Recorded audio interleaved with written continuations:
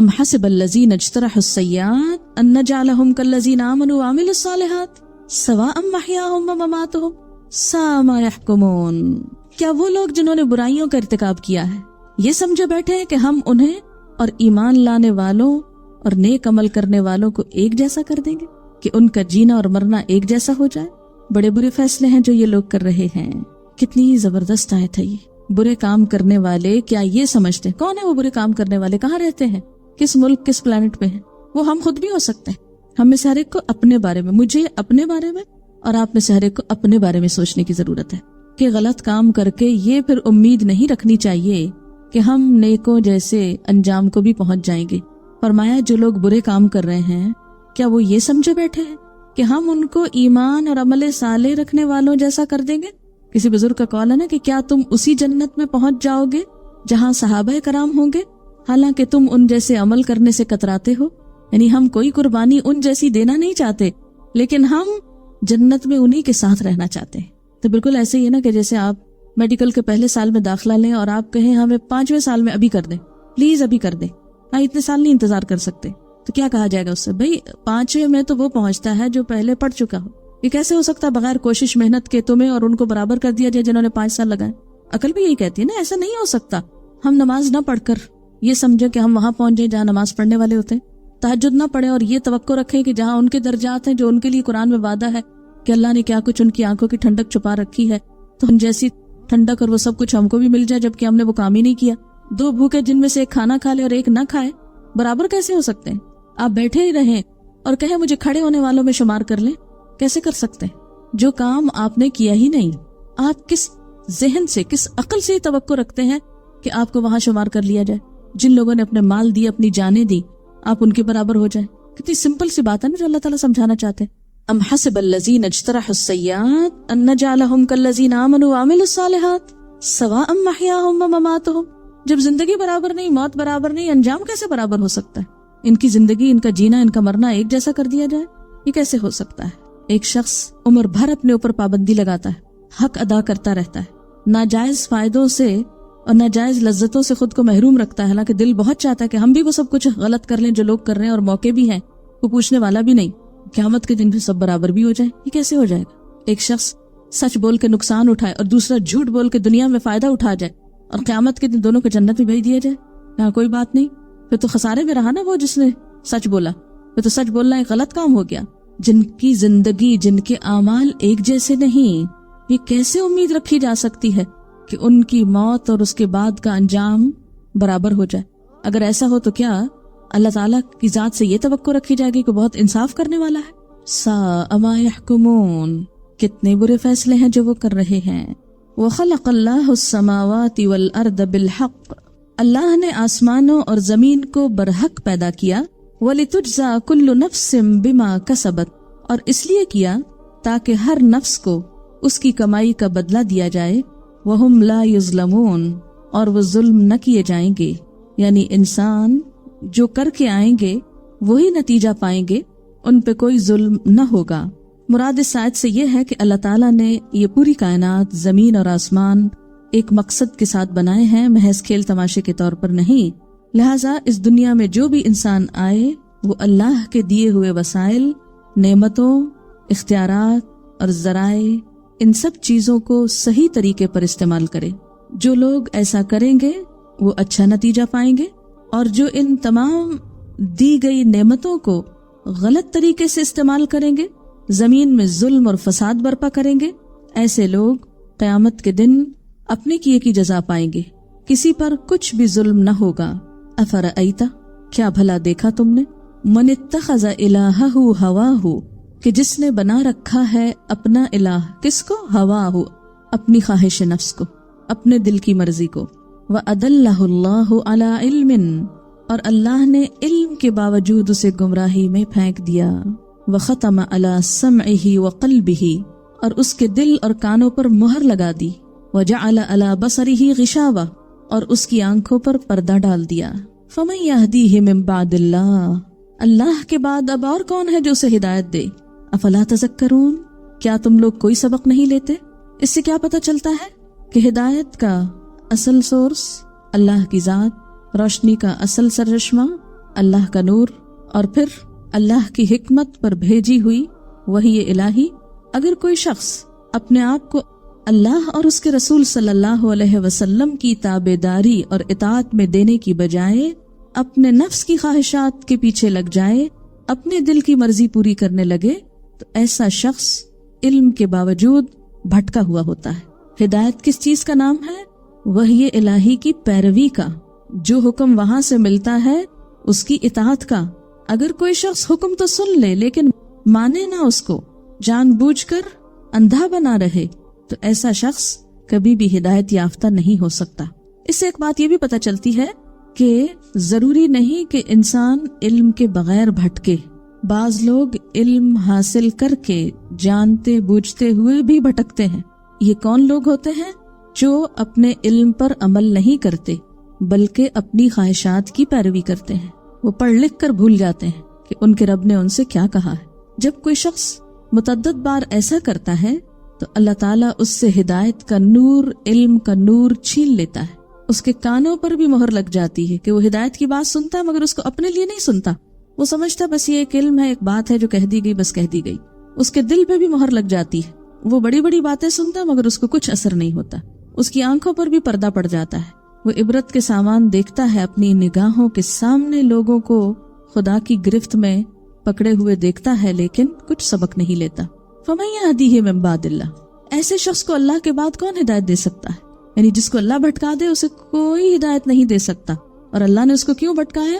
کہ ایک طرف تو اللہ نے کان، دل اور آنکھ دی، دوسری طرف وحی الہی دی. یہ دونوں نعمتیں اس پہ تمام کی، لیکن وہ ان کو چھوڑ کر خواہشات کے پیچھے چل پڑا. ایسے لوگوں کو ہدایت نہیں ملتی. جیسا کہ سورۃ الاعراف میں بھی ایک جگہ پر آتا ہے ایک شخص کا واقعہ کہ جسے اللہ تعالیٰ نے دین کا علم دیا، کتاب کا علم دیا، لیکن وہ اسے چھوڑ کر دنیا کی خواہشات کے پیچھے پڑ گیا. سورۃ الاعراف 175 وَاتْلُ عَلَيْهِمْ نَبَأَ الَّذِي آتَيْنَاهُ آيَاتِنَا، انہیں اس شخص کی خبر سناؤ جس کو ہم نے اپنی آیات دی تھی. فَانْسَلَخَ مِنْهَا، وہ ان سے بھاگ نکلا. یعنی آیات کی پیروی نہیں کی. کس کی؟ نفس کی خواہشات کی. فَأَتْبَعَهُ الشَّيْطَانُ، اس کے پیچھے شیطان لگ گیا. فَكَانَ مِنَ الْغَاوِينَ، وہ بہکے ہوئے لوگوں میں سے ہو کر رہا. وَلَوْ شِئْنَا لَرَفَعْنَاهُ بِهَا، اگر ہم چاہتے تو اسے اس کلام یعنی قرآن یا ان اپنی آیات کے ذریعے بلندی عطا کرتے. وَلَكِنَّهُ أَخْلَدَ إِلَى الْأَرْضِ، لیکن وہ تو زمین کی طرف جھک گیا. وَاتَّبَعَ هَوَاهُ، اور اس نے اپنی خواہشات کی پیروی کی. یہاں بھی وہی کیس ہے. فَمَثَلُهُ كَمَثَلِ الْكَلْبِ، ایسے شخص کی مثال کتے کی طرح ہے. إِن تَحْمِلْ عَلَيْهِ يَلْهَثْ، اگر تم اس پہ حملہ کرو تو ہم پہ. أَوْ تَتْرُكْهُ يَلْهَثْ، یا اس کو چھوڑ دو تو زبان لٹکائے رکھے. ذَلِكَ مَثَلُ الْقَوْمِ الَّذِينَ كَذَّبُوا بِآيَاتِنَا فَاقْصُصِ الْقَصَصَ لَعَلَّهُمْ يَتَفَكَّرُونَ. تو اس سے کیا پتہ چلتا ہے کہ جو شخص بھی علم پا کر خواہشات کے پیچھے لگ جائے اس کا پھر حال یہی ہوتا ہے. اس سے کیا پتہ چلتا ہے کہ بہت سے علم والے بھی بھٹکے ہوئے ہو سکتے ہیں. کسی بھی شخص کی بات یا عمل کی سچائی کا دار و مدار صرف اس پر نہیں کہ وہ علم والا ہے. یعنی کسی بھی شخص کے سچا ہونے کے لیے یہ کافی نہیں کہ وہ علم والا ہے. ہم یہ کہیں کہ وہ تو اتنا پڑھا لکھا ہے، وہ کیسے غلط بات کہہ سکتا ہے؟ کہہ سکتا ہے اگر اس کو خدا کا خوف نہیں اور وہ اللہ کو راضی کرنے کی بجائے اپنے نفس کی رضا کا سامان کرتا رہتا ہے. نفس انسانی یا انسان کی اپنی خواہشات بدترین الہ ہیں جن کی پیروی یا پوجا کی جاتی ہے. وَمَن يُضْلِلِ اللَّهُ فَلَا هَادِيَ لَهُ، جسے اللہ بھٹکا دے اسے کون ہدایت دے. وَيَذَرُهُمْ فِي طُغْيَانِهِمْ يَعْمَهُونَ، انہیں ان کی سرکشی میں چھوڑ دیتا ہے کہ وہ پھر سرگرداں پھرتے رہیں. سوال میرا آپ سے یہ ہے کہ کیا آپ زندگی میں کسی بھی شخص کی پیروی صرف اس لیے کریں گے کہ وہ PhD ڈاکٹر ہے، وہ عالم یا علامہ کہلاتا ہے، لہٰذا وہ جو کچھ فرمائے اسے ہم آنکھیں بند کر کے لے لیں گے؟ ہرگز نہیں. کسی بھی شخص کی پیروی محض اس کی کسی ڈگری یا ٹائٹل یا علم کی بنا پر نہیں ہوگی، بلکہ کوئی انسان تو ہمارا اس طرح کا متبوع ہو ہی نہیں سکتا یا ایسا رہنما نہیں ہو سکتا کہ جس کو ہم آنکھیں بند کر کے فالو کریں. نیور. ہم ضرور دیکھیں گے کہ جو کچھ وہ کہہ رہا ہے اس پہ عمل بھی کر رہا ہے. اگر کر رہا ہے تو ٹھیک ہے، ہم بھی اس کے ساتھ ہیں، اور اگر وہ نہیں کر رہا تو جو چاہے کہتا رہے. ہم کیا دیکھیں گے کہ اللہ کے رسول صلی اللہ علیہ وسلم نے کیا فرمایا، آپ نے کیا کیا، آپ نے کیا کہا. تو محض کسی کے علم पर मत जाएं, इससे धोखा मत खाएं कि बहुत वेल रेड है, बहुत लर्नेड है, हाईली एजुकेटेड है, फुला है, जो मर्जी हो, कोई मेयार नहीं। इसलिए कि वह अदल्लहुल्लाहु अला इल्मिन, इल्म के बावजूद गुमराही में फेंक दिया गया, क्योंकि ख्वाहिश नफ्स का बंदा था और अल्लाह जानता था कि वो अपनी ख्वाहिश का पैरोकार है। ख्वाहिश की पैरोकारी क्या होती है कि दिल की मर्जी पे चलते हुए हलाल हराम, जायज नाजायज, अच्छे बुरे किसी चीज की तमीज ना करना। बस जो पसंद आ गया, जो करने को दिल चाहा, जो अच्छा लगा वो कर लिया।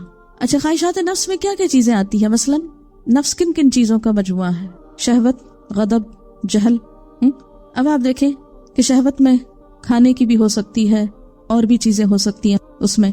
इसी तरह गजब में क्या हो सकता है?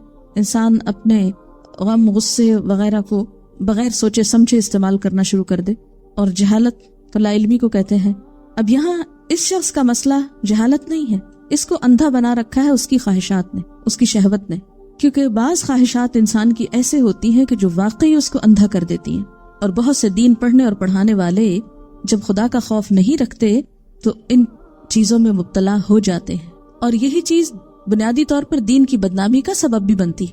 आज आप देखिए ये बात कितनी आम है ना कि लोग दीनदारों के कुछ टाइटल बोलते हैं और साथ हंसना शुरू कर देते हैं, साथ इशारों किनायों में बातें करते हैं। इन्हीं कुछ खराब चीजें कुछ टाइटल्स के साथ नथी होकर रह गई। और हमें किसी और को कहने से पहले इस जगह पर बैठे हुए हर शख्स को अपने बारे में सोचना चाहिए कि वो दीन के नेक नामी या दीन की बदनामी का सबब बन रहा है। ये तो नहीं कि सर ढांप के, सर पे दुपट्टा ओढ़ के हम कबीरा गुनाह भी शौक से करें और सिर्फ ये सोच लें कि मैंने चूंकि इतनी कुरान में मेहनत की इसलिए मेरी तो बख्शिश हो ही जानी है, मैं जो भी करूं। बाज़ वक़्त क्या होता है कि हम समझते हैं कि फला काम करने से तो इतनी बख्शिश हो जाती है, लिहाजा उसके साथ अगर इतने कुछ दिल की मर्जी के कुछ गुनाह भी कर ले तो क्या हुआ। तो बात यह है कि कभी भी कितनी भी बड़ी नेकी करने की तौफीक आपको हो जाए, कभी भी इसलिए गुनाह ना करें अपनी ख्वाहिश नफ्स में मुब्तला होके कि मेरी चूंकि नेकियां बहुत है इसलिए ये तो छोटा सा गुनाह है, ये तो उसमें कवर हो ही जाएगा। और बुनियादी तौर पर जो मैसेज यहाँ से कन्वे हो रहा है वो क्या है? अगर एक लुक आप दे इस आयत को तो जो सेंट्रल इसका नुक्ता है अदल्लहुल्लाहु अला इल्म। इल्म के बावजूद अल्लाह ने भटका दिया। कोई शख्स अपने इल्म पे जोम न रखे कि मैं बड़ा आलिम हूँ इसलिए मैं तो भटक सकता ही नहीं और मैं तो कोई गलत बात कह ही नहीं सकता। जब भी इंसान खुदा का खौफ छोड़कर नफ्स की तरफ झुकेगा तो इन्ना नफ्स लअम्मारतुम बिस्सू, नफ्स इंसान को बुराई का हुक्म देता ही है। वमा उबर्रिउ नफ्सी, मैं अपने नफ्स को बरी जिम्मा करार नहीं देता। क्यों? इसलिए कि इन्ना नफ्स लअम्मारतुम बिस्सू। इसीलिए बार बार ये दुआ मांगते रहना चाहिए, अल्लाहुम्मा इन्नी अऊज़ु बिका मिन शर्रि नफ्सी। अल्लाह मैं तेरी पनाह में देती हूँ अपने आप को अपने नफ्स के शर से बचने के लिए। फिर आप देखें कि इस चीज ने उन लोगों को एक बहुत जवाब फराहम कर दिया गलत काम करने का जो पहले से ही गलत तरीके इख्तियार किए हुए थे। वो कहते हैं अच्छा अगर लोग पढ़ लिख के गलत काम करते हैं तो हम अनपढ़ ही अच्छे भले, हमने पढ़ा तो नहीं ना, कम से कम हम जानते तो नहीं, तो क्या हुआ। ऐसा कभी कोई शख्स आपसे बहस करे तो उस पर आप भी उसके हमनवा ना हो जाए। आप हमेशा ये सोचें कि हर शख्स का किया उसके अपने साथ, ला तज़िरु वाज़िरतुन विज़रा उख़रा, जिसने जो किया है वो अपना खुद भुगतेगा। मेरे लिए इसमें कोई जवाज नहीं कि किसी के भटकने पर मैं भी भटक जाऊं। कोई पिसला तो मैं भी पिसलूं, कोई गलत कर रहा है तो मैं अच्छाई ना करूं। अगर कोई गलत कर रहा है तो उसकी गलती से मुझे कोई जवाज नहीं मिलता कि मैं अच्छा काम करना छोड़ दूं या अच्छाई का रास्ता इसलिए इख्तियार ना करूं कि बहुत से लोगों ने अच्छाई को बदनाम कर दिया। सच बदनाम हो चुका इसलिए झूठ बोलना जायज हो गया, नेकी बदनाम हो चुकी इसलिए बदी जायज हो गई। नहीं जायज हुई। जो नेकी को बदनाम कर रहा है वो अपना जिम्मेदार खुद है। लना अमालुना वलकुम अमालुकुम, तुम्हारे अमाल तुम्हारे लिए, मेरा अमल मेरे लिए।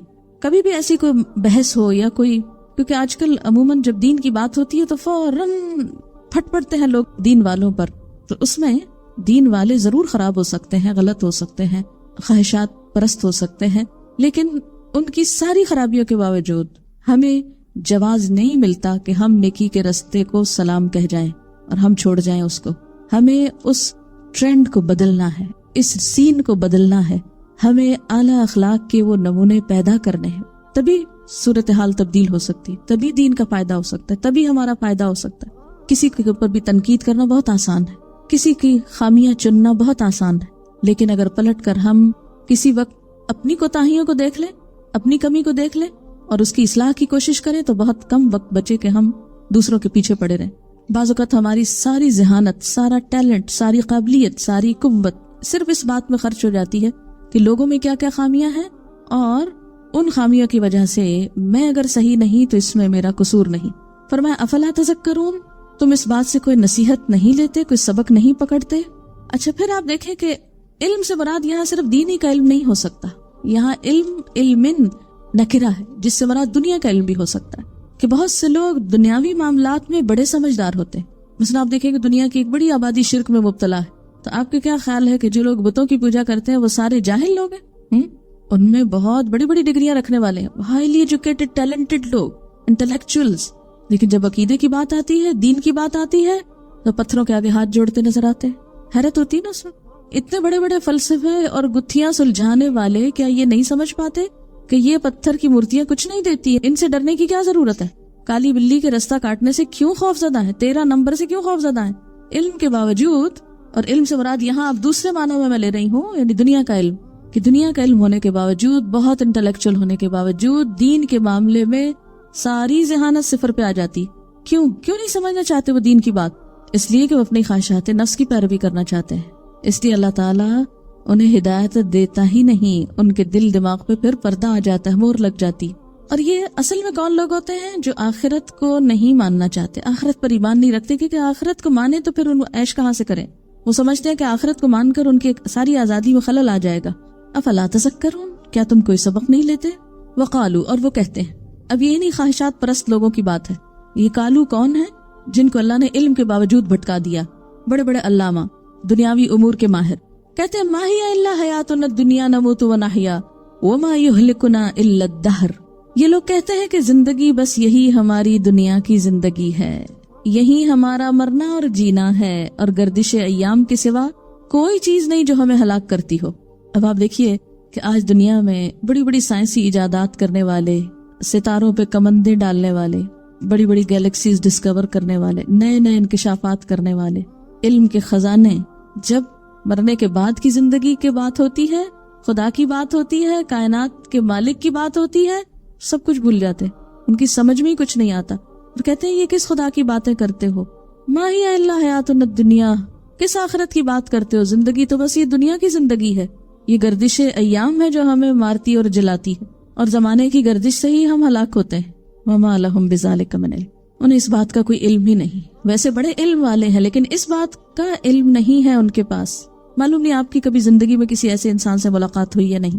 یونیورسٹی میں میرے ساتھ ایک لا ڈپارٹمنٹ میں ایک پڑھتی تھی، یونیورسٹی فیلو کہہ لیں آپ ان کو، ان سے میری براہ راست اس موضوع پر بات ہوئی، اور کئی دفعہ ملاقات ہوتی تو بات ہوتی، بہت بحث کیا کرتے، بہت بولتی تھی۔ لا میں عام طور پر وہی لوگ جاتے ہیں جن کو کانفیڈنس دے دیا گیا کہ آپ بہت اچھا بولتے ہیں، وہ لوگ پھر ایز اے پروفیشن اس لائن کو اختیار کرتے ہیں اپنے لیے۔ تو آپ خود سوچ سکتے ہیں کہ لائرز کا پھر کام کیا ہوتا ہے، دن کو رات اور رات کو دن ثابت کرنا۔ ایسے لوگ اپنے دلائل دینے میں اور کنونس کرنے میں اور بحث کرنے میں بہت آگے ہوتے ہیں۔ میں بھی انجوائے کرتی تھی۔ خیر وہ صاف طور پر کہتی تم کس خدا کی بات کرتی ہو، کیا پریچ کرتی رہتی ہو، اور کیا تم ہر وقت یہ باتیں کرتی ہو، میری سمجھ میں نہیں آتی۔ اب مثلاً ایک شخص ایکسیڈنٹ میں فوت ہو گیا، اور لوگ کہتے ہیں لوگ اللہ نے مار دی، اللہ نے کہا مارو، گاڑی نے مارا۔ اچھا وہ بچہ پیدا ہو، اللہ نے بچہ، اللہ نے کہاں دیا، وہ تو مرد عورت کے ملاپ سے ہوا۔ یعنی ہر چیز، ان کو نیچریہ کہتے ہیں نا، کہ ہر چیز کو نیچر کی طرف منسوب کر دیتے ہیں۔ ایسے لوگ کو دہریہ کہتے ہیں نا، جو یہ کہتے ہیں ما یہلکنا الا الدہر، وہ ہر چیز کو زمانے کا پھیر کہتے ہیں، زمانے کو بڑی طاقت سمجھتے ہیں۔ سب سے بڑی طاقت وقت ہے، وقت کی تبدیلی سے سب کچھ بدلتا جاتا ہے، وقت سب سے بڑا استاد ہے، اور وقت ایسا اور ویسا۔ تو وما یہلکنا الا الدہر، یہ سب کچھ زمانے کے پھیر سے ہو رہا ہے، بس وقت گزر جاتا ہے تو رات دن ہو جاتی ہے، دن رات ہو جاتا ہے، اور بہت سی اس قسم کے فلسفے کھڑے ہوئے۔ اللہ تعالیٰ فرماتے ہیں وما لہم بذالک من علم، یہ باتیں وہ علم کے بغیر کر رہے ہیں، انہم الا یظنون، یہ محض گمان کی باتیں کرتے ہیں۔ اچھا ہم کہتے ہیں اچھا یہ ہو سکتا پرانے زمانے میں ایسے لوگ ہوں اور ایسی باتیں کرتے ہیں، لیکن آج کی ترقی یافتہ دنیا کا 90% مذہب ہی یہی ہے، کوئی خدا نہیں، کوئی آخرت نہیں، کوئی مرنا نہیں، ہر چیز اسباب کے ذریعے ہوتی ہے، ہر ایکشن کا ایک ری ایکشن ہوتا ہے، ہر چیز کے پیچھے کوئی نہ کوئی ریزن ہوتی ہے، اور وہ عقل کے ساتھ کچھ چیزوں کی ریزننگ اور لاجک تلاش کر کے، اسباب تلاش کر کے یہ ثابت کرتے رہتے ہیں کہ کوئی اور نہیں کرنے والا، یہ سب کچھ خود ہو رہا ہے۔ بس ایک دفعہ پہیا گھوم گیا اور اب وہ گھومتا چلا جا رہا ہے اور 2 اور 2 4 ہوتے چلے جا رہے ہیں. فرمایا یہ سب گمان کی باتیں کرتے ہیں, یہ علم پر مبنی باتیں نہیں ہیں, توہمات پر مبنی ہیں. ایسے لوگوں کو علم والا نہیں کہا کرتے, ایسے علم والوں کو ہی اللہ بھٹکا دیتا ہے.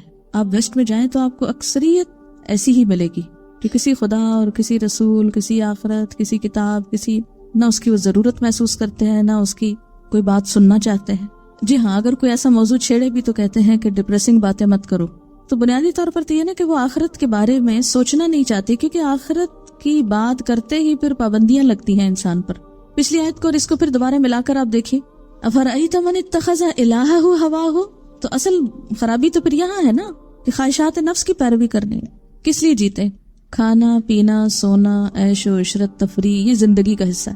خوب مال کماتے ہیں, اچھا کھاتے ہیں, اچھا پہنتے ہیں, جو بچ جاتا ہے ہالیڈیز پہ لگا دیتے ہیں. کہتے ہیں نا ایٹ ڈرنک اینڈ بی میری, کھاؤ پیو خوشیاں مناؤ, زندگی بس یہی زندگی ہے. کیا تم موت کی باتیں کرتے ہو, دوسری دنیا کی اچھائی برائی کی اور فلسفے گھڑ لیے ہیں.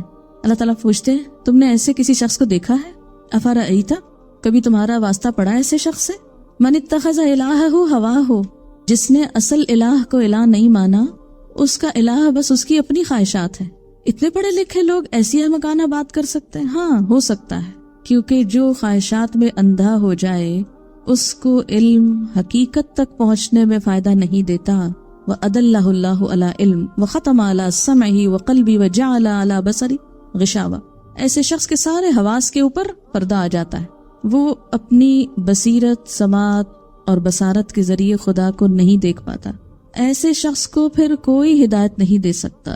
جس کو اللہ ہدایت نہ دے پھر کوئی انسان اس کی ہدایت کا سبب نہیں بن سکتا, کیونکہ انہوں نے موت اور زندگی کے کچھ فلسفے تراش رکھے ہیں. اور وہ فلسفہ کیا ہے؟ یہ سب زمانے کی پھیر ہیں, حالانکہ یہ علم کے بغیر باتیں کرتے ہیں, محض وہم و گمان پر. خود یعنی کس نے ان کو بتایا؟ اب دیکھیں نا, ہمیں تو بتایا نا, ہمارے پاس دلیل ہے کہ ہمارے رسول نے ہمیں بتایا. 1400 سال پہلے ایک کتاب آئی تھی جو آج تک نہیں بدلی, اس میں لکھا ہوا کہ ہمیں مرنے کے بعد جی اٹھنا ہے. ان کو کس نے بتایا کہ مرنے کے بعد کوئی زندگی نہیں ہے؟ ان کے پاس کیا دلیل ہے؟ اسی لیے اللہ تعالیٰ فرماتے ہیں یہ علم کے بغیر بات کریں. جو یہ کہتا ہے مرنے کے بعد دوبارہ جی اٹھنا ہے, وہ تو ایک کتاب پر بیس کر کے کہتا ہے, اس کے پاس تو ریفرنس ہے. ان کے پاس کیا ریفرنس؟ کیا مرنے والے کسی نے بتایا ان کو اٹھ کے دوبارہ؟ وَإِذَا تُتْلَى عَلَيْهِمْ آيَاتُنَا بَيِّنَاتٍ, جب ہماری واضح آیات انہیں سنائی جاتی ہیں, مَا كَانَ حُجَّتَهُمْ, تو ان کے پاس کوئی حجت نہیں ہوتی, الا مگر ان قالوا کہ کہتے ہیں اوتوا بآبائنا, ہمارے باپ دادا کو واپس لا کے دکھاؤ ان کو تم صادقین, اگر تم سچے. کیسے بحث کرتے ہیں کہ باپ دادا زندہ کر کے دکھاؤ, پھر ہم مانیں گے کہ مرنے والے جی کر اٹھیں گے اور جی سکتے ہیں, دوبارہ زندگی ہو سکتی. قل, کہہ دیجئے, اللہ یحییکم ثم یمیتکم, اللہ زندہ کرتا ہے تم کو پھر موت دیتا ہے تم کو, ہم نہیں دیتے. ہم سے کیوں کہتے ہو کہ اٹھا کے دکھاؤ؟ یہ تو اللہ نے کرنا ہے, ہم نے کب کہا کہ ہم اٹھائیں گے؟ یعنی وہ اگر ایسی بات کہیں تو تم کیا کہو؟ اللہ یحییکم ثم یمیتکم. اور اس میں کیا ہے؟ جو زندہ کرتا ہے تم کو وہی موت دے گا تم کو. ثم یجمعکم, اچھا وہ تو مانتے نہیں, تو جواب میں انہیں پہ بات ڈالی جا رہی. ثم یجمعکم الی یوم القیامۃ لا ریب فیہ, پھر وہی جمع کرے گا تم کو قیامت کے دن جس کے آنے میں کوئی شک نہیں. پورے کانفیڈنس سے کہو لا ریب فیہ, کوئی شک نہیں. تم جتنے مرضی شک ڈالو, انکار کرو. ولیکن اکثر الناس لا یعلمون, لیکن اکثر لوگ علم نہیں رکھتے. کس بات کا علم نہیں رکھتے؟ آخرت کے آنے کا. اچھا, خواہش کو معبود بنانا, دراصل خواہش کو زندگی میں سب سے اعلیٰ مقام دینا, خواہش کو زندگی میں سب سے اعلیٰ مقام دینا, اور ہر چیز کو اس کے تابع کر دینا. یعنی خواہش کیا بن جاتی ہے؟ Priority number 1. انسان سوچے تو خواہش کو سامنے رکھ کے سوچے کہ میرے اس کام میں میری خواہش کتنی پوری ہوگی. کوئی کام کرے تو خواہش کو سامنے رکھ کے کرے. مثلا سونے کی خواہش ہی ہو سکتی ہے کسی میں, فار ایگزامپل. اب ایسا شخص یعنی نیند کا پجاری کیا کرتا ہے؟ سارے پروگرام کس کے مطابق بناتا ہے؟ اپنی اس خواہش کی تکمیل کے مطابق. وہ پڑھنے کے لیے اس وقت آتا ہے جب اس کی خواہش پوری ہو چکی ہوتی. وہ کھانا اس وقت کھاتا ہے جب اس کی خواہش پوری ہو چکی. وہ کسی کے ہاں اس وقت جاتا ہے جب وہ خواہش پوری کر چکتا. کوئی اس کے ہاں اس وقت آتا ہے جب وہ خواہش پوری کر چکا ہوتا. اس کے سارے پروگرام کس کے تابع ہوتے ہیں؟ ساری زندگی کا لاہ عمل خواہش کے مطابق. اسی طرح زندگی کے کچھ اور کام, اب نیند کو چھوڑیے, کسی اور چیز کو لے لیجیے, کوئی بھی خواہش. اب آپ دیکھیں کہ وہ کسی سے ملاقات رکھتا ہے تو خواہش کے مطابق. خواہش نہیں تو ماں باپ سے بھی ملنے کو انکار ہے, اپنے بچوں کو بھی دیکھنے سے انکار ہے. کیوں؟ دل نہیں چاہ رہا.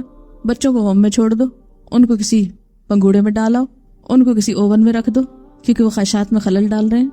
इंसान भेड़िया बन जाता है ना, अपने बच्चों तक का कातिल बन जाता है, अपने बच्चों का कातिल बन जाता है अपनी ख्वाहिश की तकमील के लिए। वो शादी करता है ख्वाहिश की तकमील के लिए। आजकल हमारा एक ये ट्रेंड बहुत चल पड़ा ना, शादी वहां नहीं करनी जहां माँ बाप कहें या जहां करनी चाहिए या जो सूट ज्यादा करता है। कहाँ करनी है? जहां बस ख्वाहिश पूरी हो, जहां दिल अटक गया, चाहे वो किसी एतबार से सूट ना करता हो इंसान। आज देखिए आप, हमारी यंगर जनरेशन किस फ्रस्ट्रेशन और डिप्रेशन का शिकार है। कभी गौर किया आपने? यंग बिल्कुल छोटी लड़कियां बाज़ औक़ात को एजुकेशन की वजह से अपने ही हम उम्र 18, 16, 17 साल के लड़कों के इश्क में गिरफ्तार है। अब आप बताएं कि एक लड़की जो खुद 16 साल की, वो 16 साल के लड़के से कैसे शादी कर सकती? लेकिन ख्वाहिश गालिब है, उसे शादी करनी है तो यही करनी। और उसके मुकाबले माँ बाप जो कुछ सजेस्ट कर रहे हैं वो कितना किस लिहाज से भी अच्छा हो, वो अच्छा नहीं इसलिए कि उसके लिए मेरी ख्वाहिश ही नहीं। तो इस्लाम में शादी का इंस्टीट्यूशन कभी सिर्फ ख्वाहिश पर मबनी नहीं रहा। ठीक है, शादी ख्वाहिशात की तकमील जरूर है, लेकिन इस्लाम ने कभी शादी को महज ख्वाहिशात पर बुनियाद नहीं बनाया, महज ख्वाहिशात की तकमील का जरिया नहीं है। इसलिए कि शादी के बाद तो बहुत सी जिम्मेदारियां आनी, ख्वाहिश तो चंद दिनों में पूरी हो जाएगी, बाकी जिम्मेदारियां कौन निभाएगा? बीवी की जिम्मेदारी कौन उठाएगा? बच्चों की कौन उठाएगा? बाकी काम कौन करेगा?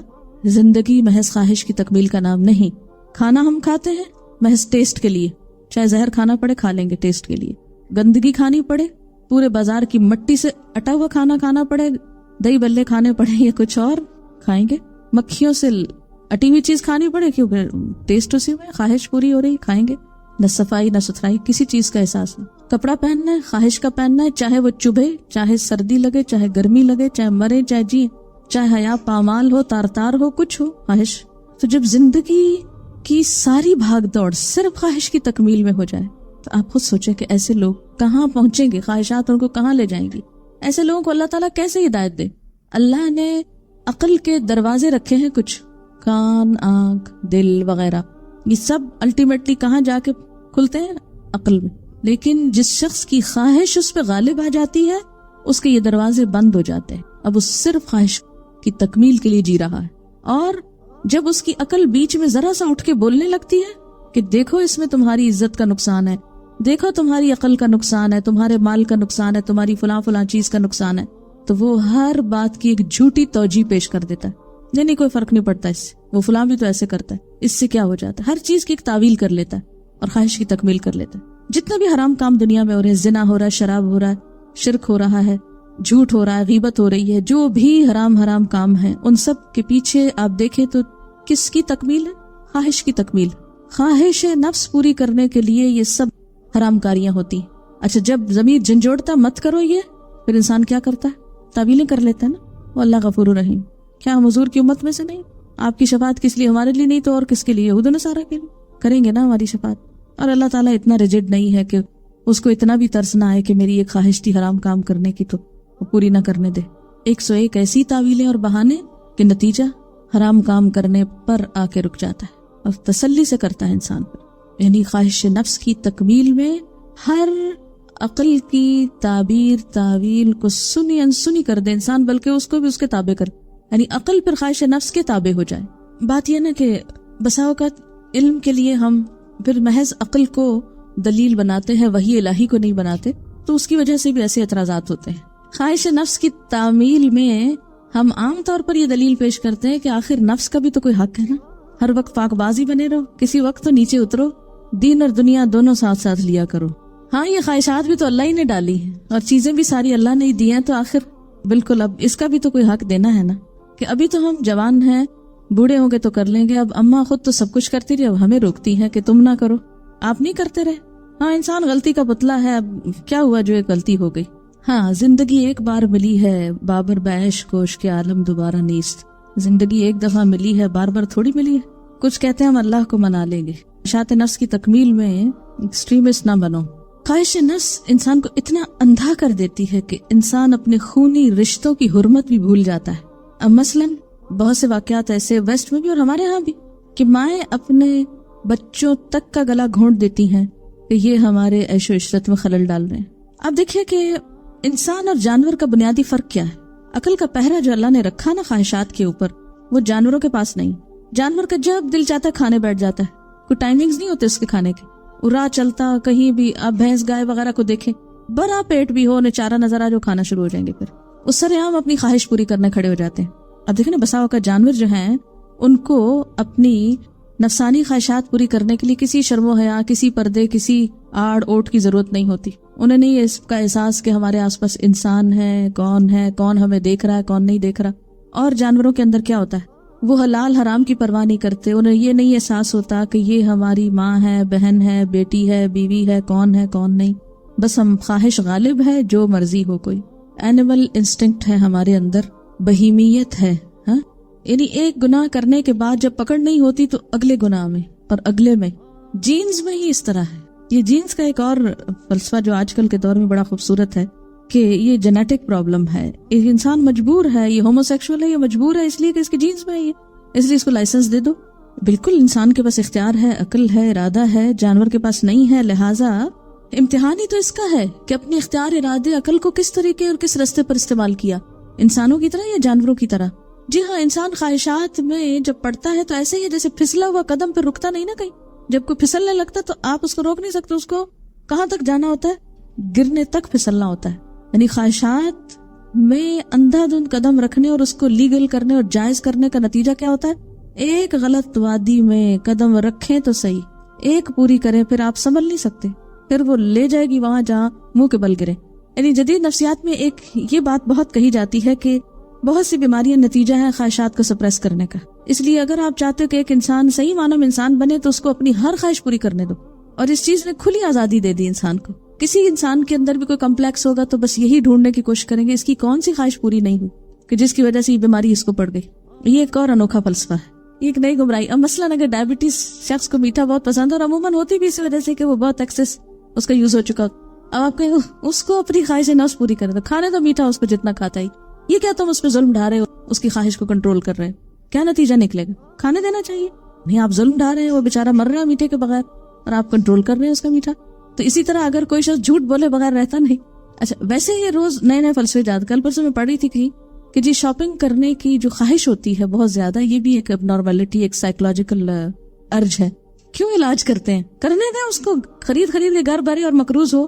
تو جب آپ کچھ چیزوں کو مرضی سے ابنارملٹی کہہ کے اس کا علاج شروع کر دیتے ہیں، اور کچھ جو اسلام کہتا ہے کہ اس سے آگے مت بڑھو، کنٹرول کرو اس کو، تو کرنے نہیں دیتے، نہیں یہ تو اگر کنٹرول کرے گا تو بیمار ہو جائے گا۔ تو پھر اصل بات تو وہی خواہش نفس کی ہے، جس کو چاہے حلال کرے، جسے چاہے حرام کرے۔ یعنی فرد کی خواہش اگر قوم کی خواہش بن جائے، ہر شخص اپنی خواہش پوری کرنا چاہتا ہے اور ذمہ داری کوئی قبول نہیں کرنا چاہتا۔ اب وہ پتا جان میجر کو سیٹ بیک کیوں ہوا تھا؟ کیونکہ اس نے نعرہ لگایا تھا بیک ٹو بیسکس، کہ اپنے ملک کو یہ کہا تھا کہ گھروں کو واپس لوٹو، عورتیں گھر سنبھالیں، بچوں کو پالیں اور ان کو اپنا دودھ پلائیں، اور تاکہ انسان گھروں میں پلیں۔ تو لوگوں نے اس کو کہا کہ تم جاؤ، پھر ہم آئندہ تم کو اپنا وزیر اعظم بناتے ہی نہیں، یہ کیوں کہتے ہو ہم کو، یہ تو ہماری آزادی پہ پابندی لگنے والی۔ ایک اور مصنف ہے، مجھے اب صحیح یاد نہیں، اس کی کتاب ہے لیڈیز کم بیک ہوم۔ اچھا، اس کتاب کا بھی بنیادی تھیم کیا ہے کہ عورت کے گھر چھوڑنے کی وجہ سے بہت فلا ہو گیا، معاشرتی اقدار خراب ہو گئی، تو وہ ان کو سجیسٹ کرتا ہے واپس آ، لیکن واپس آنے کو تیار نہیں، اس لیے کہ آپ ہماری آزادی پہ پابندی لگاتے۔ اچھا آج دیکھیں نا، عورت کی آزادی کے نام پر بھی جتنی باتیں ہوتی، تو اس میں بھی اگر عورت کی جو بنیادی ذمہ داریاں ہیں ان پہ اگر بات کی جائے تو کہتے ہیں یہ ہماری آزادی چھیننا ہے۔ بہرحال تو بات یہ ہے کہ ہم سب کیا چاہتے ہیں کہ دین ہماری خواہش کے مطابق ہو، نماز کے اوقات ہماری خواہش کے مطابق ہوں، جب ہم اٹھیں تو ہم نماز پڑھیں۔ آپ کیوں کہتے ہیں سویرے سویرے اٹھ کے نماز پڑھو؟ باقی بھی دین جو ہے، لباس، حجاب، ہر چیز ہماری خواہش کے مطابق ہو، تو پھر دین کیا رہ گیا؟ دین کس چیز کا نام ہے؟ کسی نے لکھا کہ انسان گناہ بھی اپنی خواہش کی وجہ سے ہی کرتا ہے۔ کسی کا کہنا ہے لذت کے لیے گناہ نہ کر، گناہ باقی رہ جائے گا اور لذت ختم ہو جائے گی۔ تکلیف کے سبب سے نیکی نہ چھوڑ، تکلیف ختم ہو جائے گی، نیکی باقی رہ جائے گی۔ کہتے ہیں کسی نے لکھا ہے خواہش نفس کی بات کرنا چاہوں گی، میری سہیلی کی شادی 17 سال میں کر دی گئی۔ وجہ یہ تھی کہ اس کے پڑوس میں ایک لڑکا رہتا تھا جو اس کی عمر کا تھا۔ ماں باپ نے روکا مگر نہ مانی، جبکہ وہ لڑکا ابھی پڑھ ہی رہا تھا، کوئی کام نہ کرتا تھا۔ پچھلے دنوں معلوم ہوا کہ طلاق ہو گئی۔ پتہ سے چلا کہ لڑکا اپنی ذمہ داریاں نہ سمجھ سکا، جبکہ وہ 2 بیٹیوں کا باپ بھی ہو گیا، اور یہ کہ رات دیر سے گھر آتا، بیوی نے منع کیا تو طلاق دی، دونوں بیٹیاں بھی چھوڑ دی، اور وہ ماں کے گھر 2 بچیوں کے ساتھ پلٹ کے آ گئی۔ ماں باپ جب بچوں کا رشتہ کرتے ہیں یا جہاں شادی کرنا چاہتے ہیں، عموماً اس کی وجہ یہ ہوتی ہے کہ وہ عمر گزار چکے ہوتے ہیں، بہت سی چیزیں سمجھتے ہیں، اور اپنے اس ساری بصیرت کو سامنے رکھ کر بچوں کو مشورہ دیتے ہیں کہ یہ رشتہ تمہارے لیے اچھا نہیں اور یہ اچھا ہے۔ ایسے میں انسان اگر وقتی طور پہ اپنی خواہش کو کنٹرول کر لے تو اس کے بعد کے نتائج زیادہ اچھے ہوتے ہیں۔ اب دیکھیں کہ اسلام نے یہ نہیں کہا کہ خواہش کو مار دو، خواہش کو پورا نہ کرو، بلکہ اس کو کیا کیا ہے؟ چینلائز کیا ہے۔ حدود کے اندر رہ کے پورا کرو، کھاؤ پیو لیکن ولا تسرفو، اسراف نہ کرو، پہنو اوڑو، زینت کو کس نے حرام کیا لیکن حدود سے باہر نہ نکلو۔ مثلا عورت کا حسن سب مردوں کے لیے نہ ہو، سب کو مت پریشان کرو، اپنے شوہر ہی کے لیے رکھو۔ باقی ہر معاملے میں یعنی اسلام نے یہ نہیں کہا آج کرسچینٹی یا کسی بھی اور مذہب کی طرح کہ خواہش کو مار دو، ماں کی ممتا کا گلا گھونٹ دو، بیوی کی محبت اور وفاداری کا گلا گھونٹ، نہیں، ہر چیز کو حدود کے اندر رکھو۔ اور بہترین اسوہ ہمارے لیے نبی صلی اللہ علیہ وسلم تھے، جنہوں نے ہمیں ہر چیز کا ایک عملی نمونہ بن کر دکھایا۔ بعض اوقات بچے جو چاہیں ہم دیتے چلے جاتے ہیں، اور یہ سوچ کر کہ معلوم نہیں ہم کب دنیا سے چلے جائیں تو بچوں کی خواہشات تو پوری کر دیں، اور اسی میں بچوں کا کباڑا کر لیتے ہیں اور ان کو خواہشات کا غلام بنا دیتے ہیں۔ اب دیکھیں نا، بچے مثلا ہر وقت سویٹس چاہتے ہیں، کھانا نہیں کھانا چاہتے، تو آپ کیوں روکتے ہیں ان کو؟ روز چاکلیٹ کا ایک ڈبہ کھلا دیا کریں، خوش ہوں گے، آپ کو واہ واہ کریں گے ہماری اماں کتنی اچھی۔ وَلِلَّهِ مُلْكُ السَّمَاوَاتِ وَالْأَرْضِ، اور اللہ کے لیے ہے بادشاہت آسمانوں اور زمین کی۔ وَيَوْمَ تَقُومُ السَّاعَةُ، اور جس دن قیامت قائم ہوگی، يَوْمَئِذٍ يَخْسَرُ الْمُبْطِلُونَ، اس دن باطل پرست خسارے میں پڑ جائیں گے۔ باطل پرست یہاں کون ہے؟ دراصل خواہش پرست۔ وَتَرَى كُلَّ أُمَّةٍ جَاسِيَةٍ، اور تم دیکھو گے ہر امت کو کہ زانوں پر گری ہوئی ہے۔ جاسیہ کا روٹ ہے جیم سے واو، دو زانوں بیٹھنا، جس طرح کسی حاکم کے آگے بیٹھا جاتا ہے۔ کیسے؟ مثلاً اتحیات پہ، اتحیات پہ جب آپ بیٹھتے ہیں تشہد میں، آپ دیکھو گے کہ قیامت کے دن ہر امت کیسے بیٹھی بھی ہوگی۔ وَتَرَى كُلَّ أُمَّةٍ جَاسِيَةٍ، تم دیکھو گے ہر امت کو دو زانوں بیٹھی ہے، گھٹنوں کے بل گری بیٹھی ہے۔ پوری قوم مل کر بھی اللہ تعالیٰ کو کوئی نقصان نہیں دے سکے گی، سب عاجز بندے بن کے بیٹھیں گے، سب کے سب ساری اکڑ اور تکبر اور ساری سرکشی ختم ہو جائے گی، سب جھک جائیں گے۔ کل امت، ہر امت، تدعا الی کتابہا، بلائی جائے گی اپنی کتاب کی طرف۔ کتاب سے مراد کیا ہے؟ اعمال نامہ۔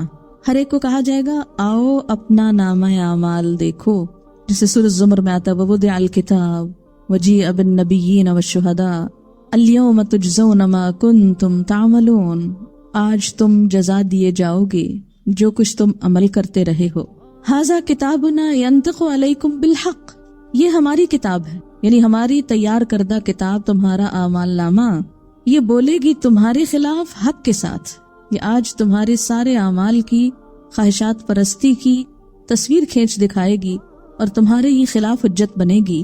انا کننا نستنسخ ما کنتم تعملون، جو کچھ بھی تم کرتے تھے اسے ہم لکھواتے جا رہے تھے۔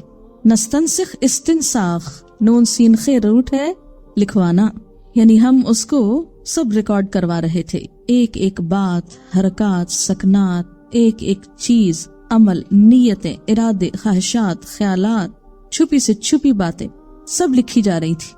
جب انسان بولے گا ما لہذا الکتاب لا یغادر صغیرۃ ولا کبیرۃ الا احصاها فاما الذین آمنوا وعملوا الصالحات، تو لیکن وہ لوگ جو ایمان لائے اور جنہوں نے اچھے کام کیے، فیدخلہم ربہم فی رحمتہ، تو ان کا رب ان کو اپنی رحمت میں داخل کرے گا۔ ذالک هو الفوز المبین، یہی دراصل کھلی کامیابی ہے۔ وآخر دعوانا ان الحمد للہ رب العالمین۔